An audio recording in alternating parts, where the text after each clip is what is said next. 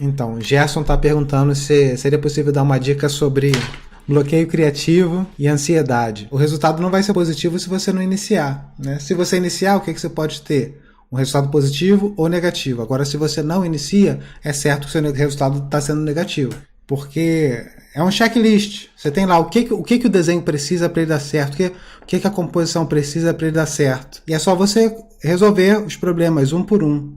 É claro que quando você está se sentindo bem, você vai variar de um trabalho bom e excepcional, mas não pode estar nunca ruim, né? Porque se você der conta de cada um dos itens desse checklist, por exemplo, o trabalho ele vai ter uma qualidade visual boa.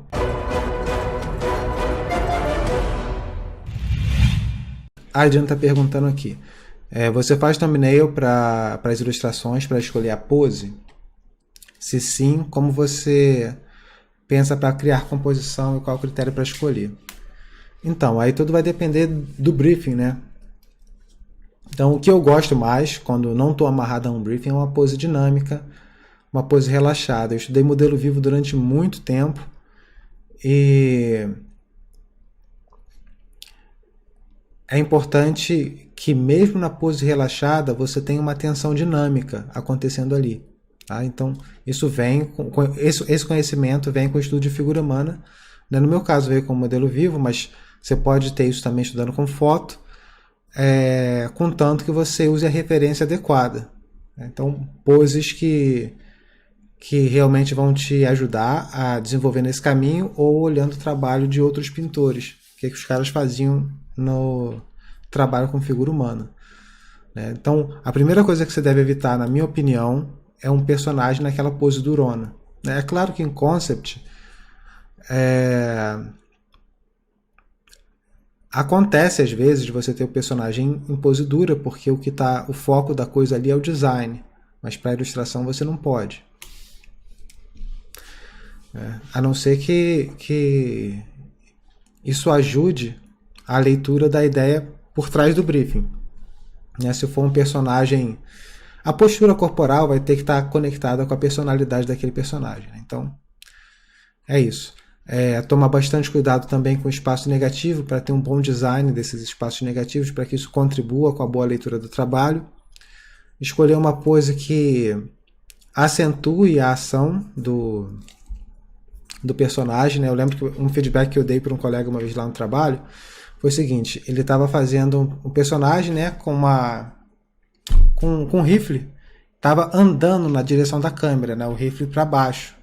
Mas aí você tirava a silhueta do feedback, a silhueta do personagem, e você não via o rifle não aparecia hora nenhuma, porque estava apontado para frente.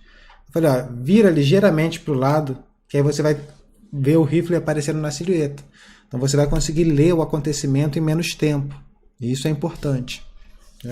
É igual você pensa, por exemplo, numa bicicleta, né? Então a bicicleta tem aquele corpo, né, magrelo lá, e as duas rodas. Você pega a visão de frente da bicicleta, que descreve menos o objeto, né? A visão lateral é que descreve mais. É claro que você não pode ir com lateralidade total e frontalidade total no seu trabalho de ilustração, porque você vai perder espacialidade, né? Mas escolher um posicionamento no espaço que facilite a leitura, não só do personagem, mas do acontecimento também. Então, Adalberto tá aí na live, não tá? Dá um retorno aí. Show, peguei o teu aqui para olhar. É bom para perguntar. Primeira coisa aqui, perguntar por que você não usou foto para pelo menos texturizar os elementos. Tem que esperar a resposta aí, galera, por causa do delay. Afinal de contas, é um pouco longe. Então, Adalberto, eu sei que você só usou para a Lua. Eu estou vendo. Então eu quero saber o porquê que você não usou para as outras coisas. Porque às vezes é uma escolha pessoal, o cara não quer usar porque não gosta. Ou às vezes não usou porque não sabe como usar e manter o desenho. Porque eu não estou falando para usar a foto para compor. Estou falando para usar para pelo menos texturizar. Entendeu? Você pega um porco, tem um porco aqui. Pega um porco de verdade, distorce aqui dentro. Ok, beleza. Então, vou mostrar aqui. Vou fazer aqui com porco, tá? Porque fica até, cara, destoando um pouco. A lua, a lua tá lá atrás. Ela tá mais realista do que o que tá na frente. Deveria ser o contrário. Você vai simplificando o que é fundo e avançando no realismo no que é o foco do trabalho, tá? Então, o olho vem direto para cá também, isso é outra coisa, tem que estabelecer. Isso aqui está muito grande. A silhueta, você vê a silhueta dela, claro, depois para aqui. Então, com relação ao personagem, né, primeira coisa, esse braço está muito grande, tá? Tem que ficar esperto aí na anatomia. Eu lembro, cara, que quando eu era moleque, eu jogava RPG e eu desenhava os meus personagens, né? E eu tava felizão lá com o meu personagem. Aí eu tinha um amigo, ele tinha um bom olho, era meio chato, mas ele tinha um bom olho, ele fazia isso aqui com meus personagens, ó. Ele pegava o braço, fazia uma linha, com a régua, né? E aí depois ele rodava. Esse Photoshop novo é uma benção.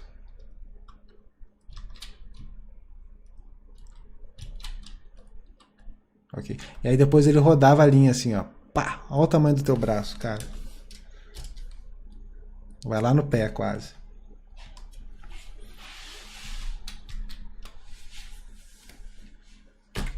Tá, então tem que encolher esse braço aí.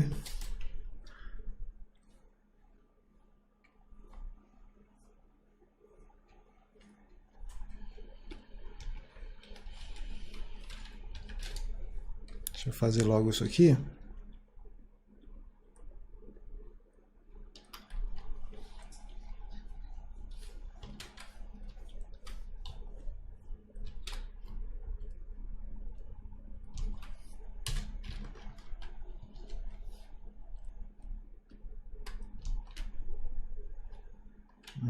Modo errado, tá lá em cima.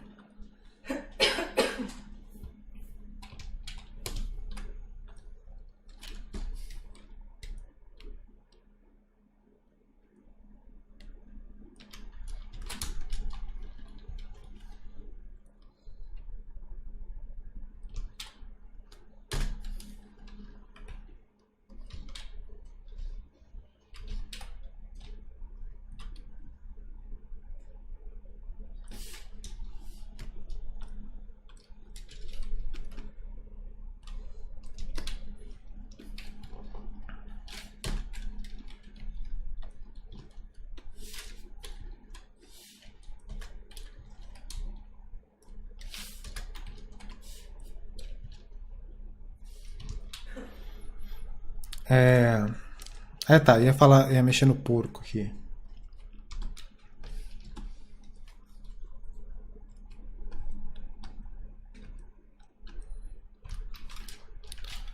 Tá, o porco tá ruim de ler, tá? Tá muito escuro. Então vou te mostrar aqui o que você poderia fazer. Então você tá com a luz forte lá no céu, essa luz tinha que iluminar aqui as costas dele, só isso. Já é separar ele ali do fundo.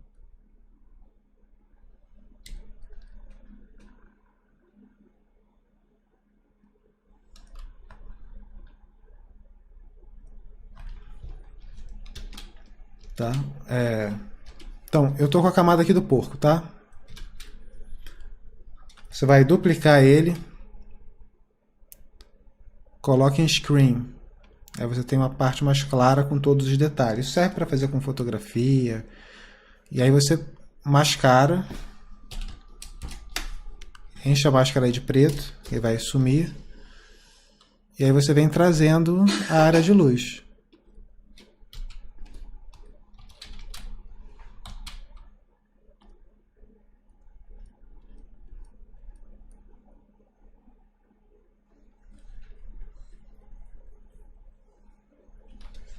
Ao botar no branco, você vai apagando a máscara. Ó. Aí você faz a transição aí suave do jeito que você quiser.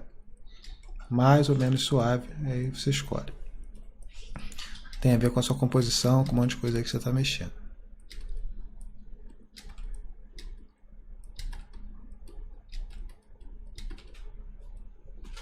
Nesse caso aqui, eu acho que vale a pena até você puxar um pouquinho pro azul. Os claros, tá vendo aqui? Eu só tá mudando os claros, ó. Que é, tô trabalhando só nessa camada em screen.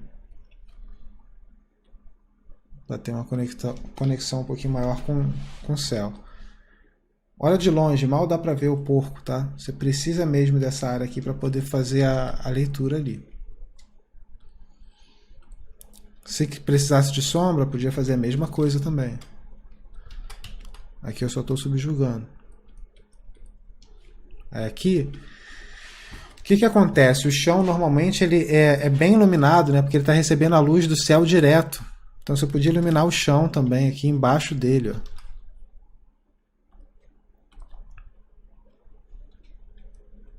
Para facilitar a leitura. É azuladinho. Para facilitar a leitura das patinhas.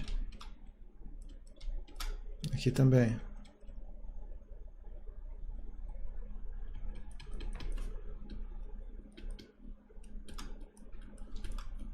E é aquilo, pensando no espaço negativos. Design e shape do espaço negativo.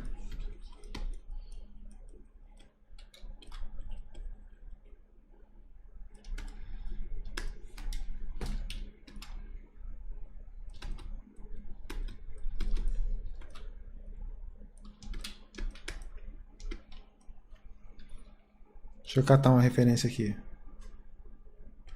Aguenta aí.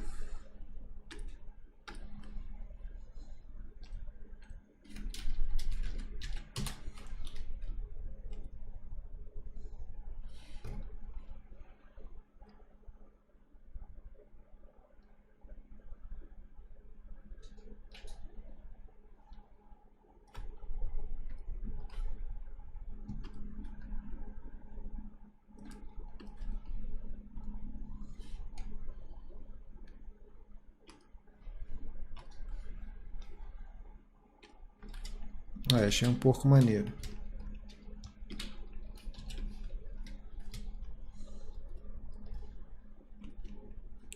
Tá, fiz aqui o negócio com a máscara só para te mostrar, mas eu faria isso por cima das fotos todas, tá?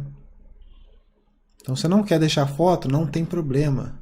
Quer que o trabalho continue estilizado aí do jeito que você, se for o caso, se for uma questão de escolha mesmo, também não tem problema, mas a foto, ela traz uma série de variações, tanto variação tonal quanto variação cromática, que é importante para que a gente possa ler o objeto como espacial.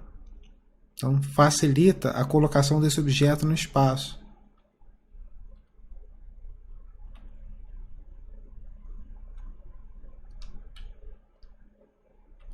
Então, aqui, ó, trouxe, vou usar como textura, aí botei aqui, subjuguei aqui. Aí, a primeira coisa que você vai fazer é ajustar o valor, você pode Ctrl M, ajusta na curva, ou Ctrl L e ajusta nos níveis, puxa para baixo. Eu gosto mais das curvas. É praticamente a mesma coisa.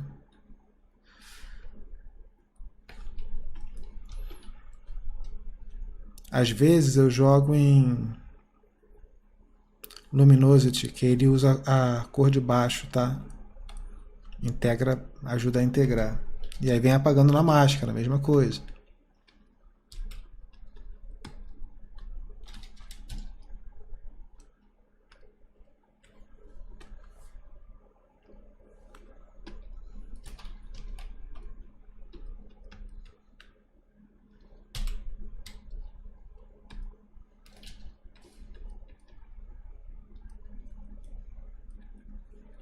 Agora lembra que se não pode largar a foto aqui assim não, tá? Que se puxar o realismo aqui, vai ter que puxar o do resto, entendeu? Então tem que segurar a onda para tentar deixar as coisas minimamente harmônicas. Aí o que você faz? Você baixa a opacidade aí da textura. Bota filtro na textura, uma série de coisas.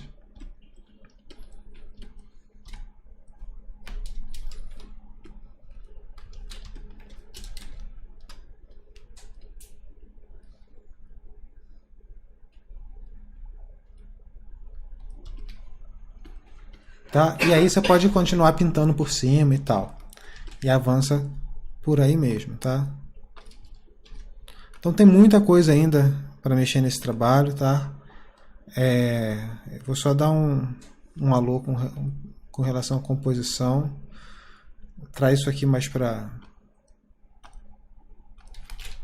Traria isso aqui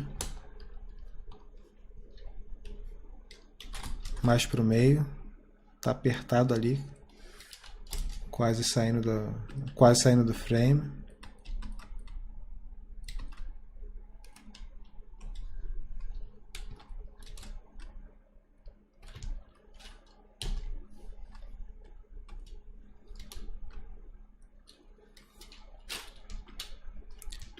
Isso aqui eu não sei o que são casas, né? Eu colocaria um maior e um menor para ter mais variação, tá?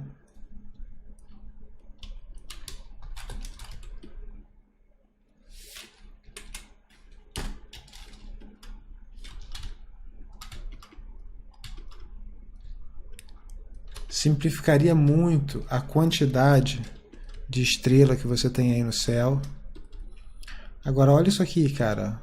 2 negócios de fumaça. 2, tem 3 aqui. Tá muito simétrico isso aqui. Tá?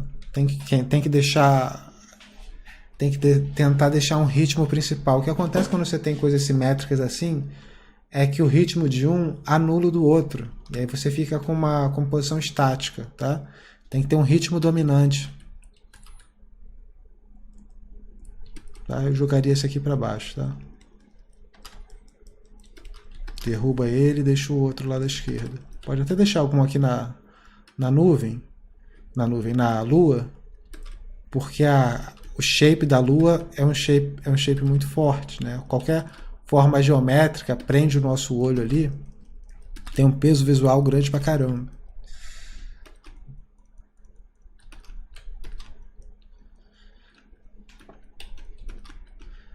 Tá, como eu falei, tem muita coisa aí para você avançar. Isso é só uma orientação bem geral.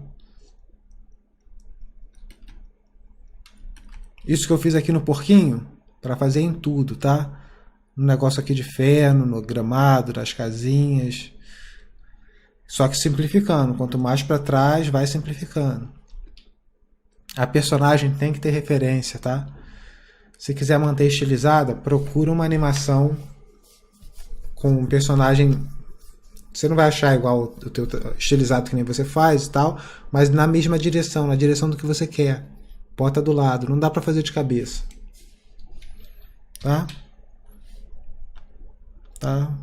Mudou muito, é pouco, mas é um caminho, tá? Como eu falei, tem muita coisa. É o primeiro passo para você entender aqui.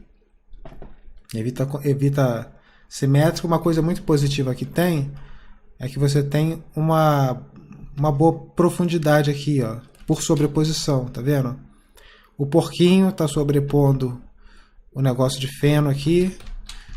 A garota está com uma sobreposição na lua aqui, que enfatiza a silhueta dela, isso é legal. Ela está toda mais escura, já que o foco de luz está vindo atrás, isso também é bem positivo. Podia ter umas luzes mais fortes aqui, acontecendo aqui, tá? Mas é isso aí. Manda ver. Eu vou ler as perguntas agora, tá? Moniz está perguntando: qualquer desenho que colocamos uma foto por baixo e usamos como textura ou como orientação chamado de photobashing? Não. Photobashing é quando você pega a foto e você cola a foto. Você não necessariamente usa como textura ou pinta. O pessoal que faz photobashing é como se fosse uma colagem. Você faz uma colagem, pinta nos remendos da colagem, ajusta as cores, pinta por cima para deixar uma sombra coerente e manda ver. Tá pronto. Entendeu? É um processo que é muito usado hoje. Lá no trabalho todo mundo faz assim. Tem que ser assim o trabalho final. É a exigência da casa. Porque o trabalho fica com nível de realismo alto. Quando o modelador 3D pega, ele tem uma compreensão muito clara dos materiais. Teoricamente, esse processo foi criado para acelerar as coisas, né? mas às vezes não acelera, porque você precisa da foto para a imagem ficar legal, né? Você precisa de achar uma foto que encaixe exatamente no ângulo que você precisa ali do concept. Para concept é incrivelmente mais fácil, né? Porque são poses mais relaxadas, personagem de frente, de costas. Agora, para ilustração, personagem em movimento, pulando de baixo para cima, aí às vezes vira um pesadelo você achar a foto que você precisa, né? Por isso que é importante ser capaz também de tirar a sua própria foto, em vez de às vezes eu estava conversando com um amigo lá, às vezes eu perco 2 horas aqui procurando uma foto de um pé para encaixar no meu personagem. Eu falei, é assim mesmo, tem que fazer uma biblioteca, né, de fotos de pés para possíveis utilizações. E eu faço em 3D. A maior parte quando eu não acho também, eu construo a minha própria referência. Então eu vou lá em 3D, nem que seja uma blocagem básica, você faz a blocagem, depois você vem com pedaços de outras fotos colando por cima do 3D da blocagem. Aí você tem certeza que a posição está em perspectiva adequadamente, e aí você vai fazendo um photobashing por cima de uma base 3D. Esse é um outro processo também bem poderoso. Não só para personagem, mas principalmente para environment. Deixa eu ver outra aí. Então, Adriano está falando aqui. Toda vez que eu percebo que não sei fazer textura, eu paro o desenho e vou estudar a textura do que quero fazer. Madeira, por exemplo, acho mais eficiente do que fazer o photobashing. Depende do que você entende por eficiência aí, né? No estúdio, a eficiência é resolver o problema de forma mais rápida. Então, se eu quero madeira, eu pego a foto de madeira, colo lá, já está resolvido. Se eu for pintar madeira, isso certamente vai demorar mais tempo. Então, para o estúdio, não é mais eficiente, entendeu? Porque o objetivo lá é resolver o problema.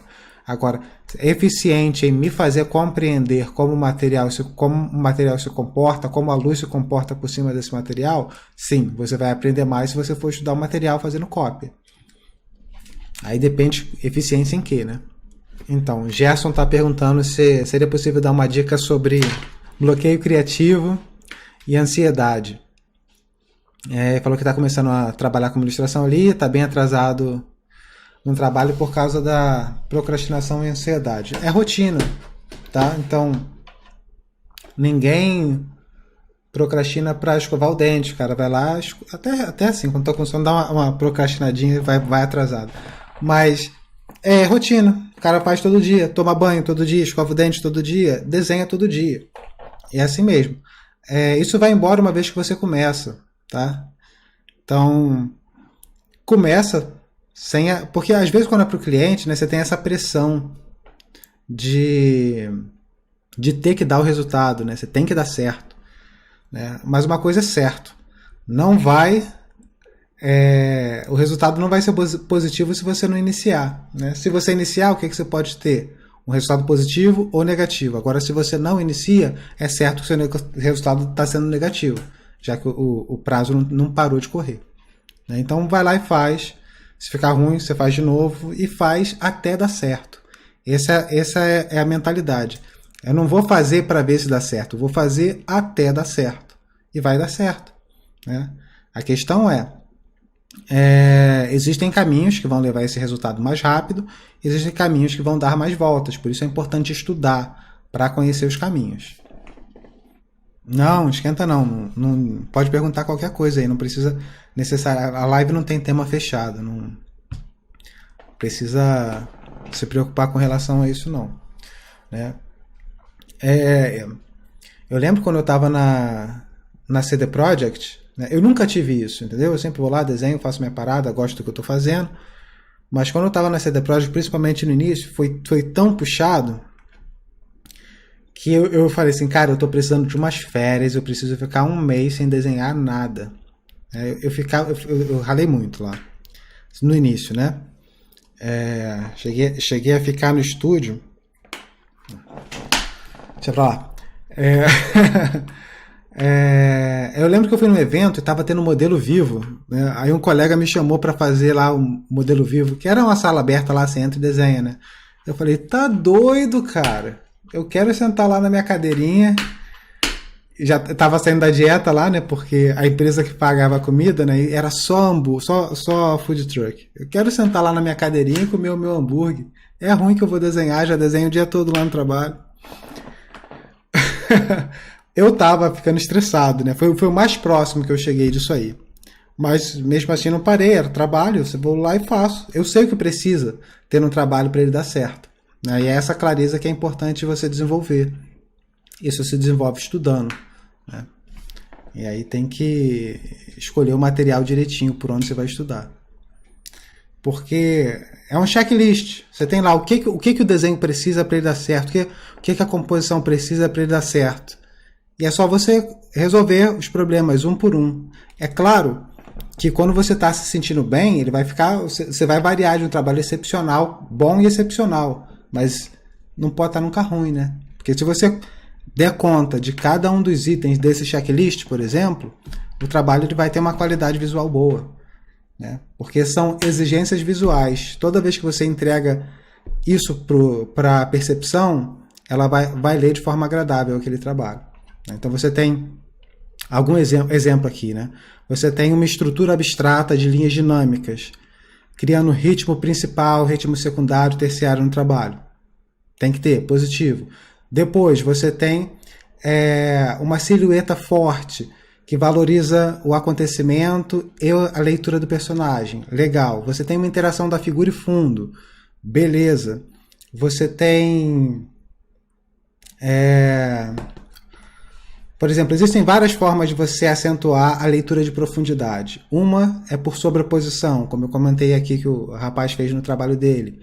Né? Outra é por uma perspectiva atmosférica exagerada. A galera de concept, de ilustração, eles usam muito esse recurso, porque dá certo muito rápido, você separa os planos rapidinho, jogou uma perspectiva atmosférica. É o que eu fiz aqui nessa ilustração aqui da Yennefer, aqui do fundo.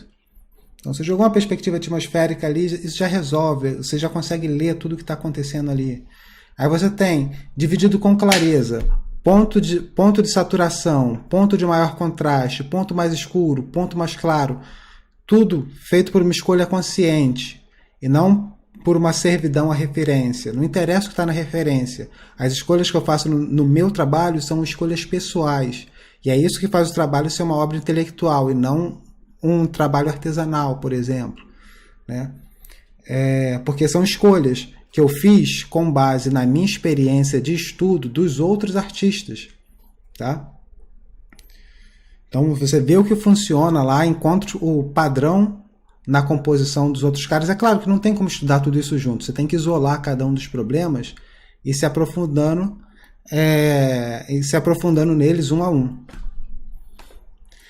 Então, Hildo está perguntando como dividir os estudos para chegar no resultado eficiente. Então, é exatamente isso que eu falei. Você vai ter que dar conta de cada um dos problemas. Não necessariamente importa a ordem, tá? Porque você vai trabalhar separadamente neles no início. Na minha opinião, a parte mais exigente é o desenho de linha. Desenho de linha é uma coisa difícil.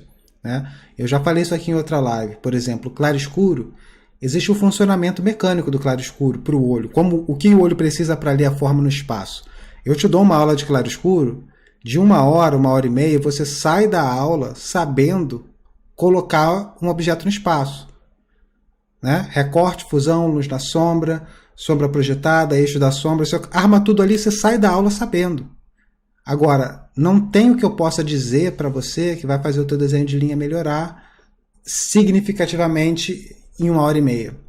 O que eu vou fazer para você é dizer o que você tem que estudar, o que você tem que procurar no desenho de linha.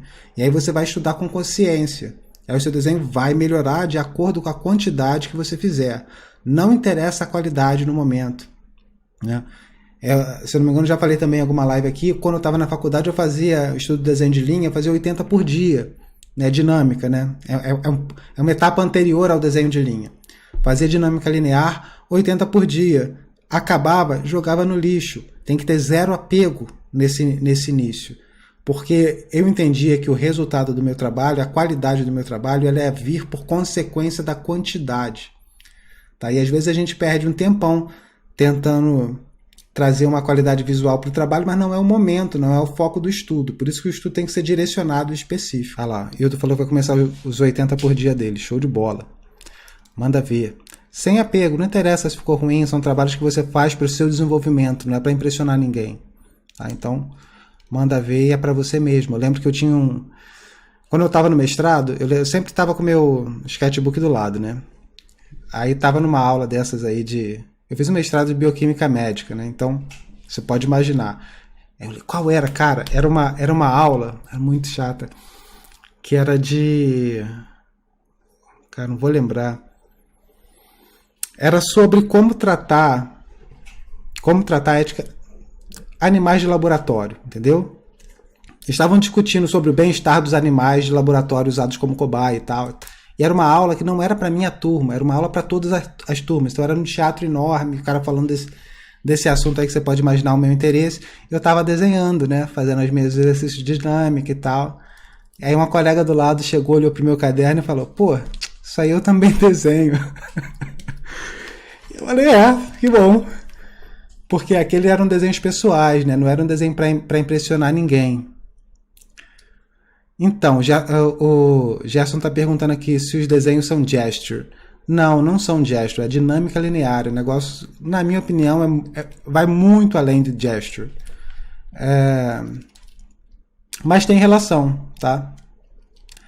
Tem relação. Mas a dinâmica linear é uma busca da estrutura abstrata, do quadro inteiro. Não está ligado só à pose do personagem ou à posição. Gesture é uma pegada mais da galera de animação, né? Então, o pessoal de pintura tem um outro entendimento sobre isso. Mas é isso, o meu caderno de desenho é para mim. É como se fosse, é só anotação visual, são ideias visuais que eu anotava para mim, para serem desenvolvidas num momento futuro. A Adriana está falando que a pintura dele é muito melhor que a estrutura de desenho. Isso eu acho que é válido dar uma pausa total na pintura para focar no desenho. Não precisa ser total. A minha também. A minha pintura é bem mais forte que o meu desenho linear. Meu desenho linear é bom, mas a minha pintura é melhor. Agora, quando você está pintando sem base de desenho, a probabilidade da pintura desandar é grande mesmo. Né? E eu sempre tive a pintura mais manchada. Né? Eu praticamente não desenhava nada antes de começar a pintar. Só marcava as linhas de dinâmica mesmo, principais, a proporção, quando era o caso de modelo vivo, era onde começa, termina, o meio, e resolvia na pintura mesmo. Né? Porque na pintura a gente vai constrói, destrói, e a gente vem trazendo devagarinho. Né? Mas eu acredito que na minha época de faculdade, eu não estudei desenho por construção, isso foi um erro da minha parte. Né? Eu acho que as duas coisas devem ser estudadas juntos. Então você pode ter uma abordagem mais abstrata e pictórica, enquanto que você, por outro lado, você também está estudando construção. Isso vai ser notado na tua pintura, tá? Então, eu sempre dou o exemplo do Sargent. O Sargent, John Singer Sargent, ele tem uma pintura bem pictórica, né? É bem sintética, mas quando você vai olhar o desenho dele, pega os retratos, o desenho é bem linear. Então, ele tem as duas bases muito sólidas. E esse é o objetivo de todos nós, né? Então é isso, desenho linear é importante, cai dentro. Falou, galera?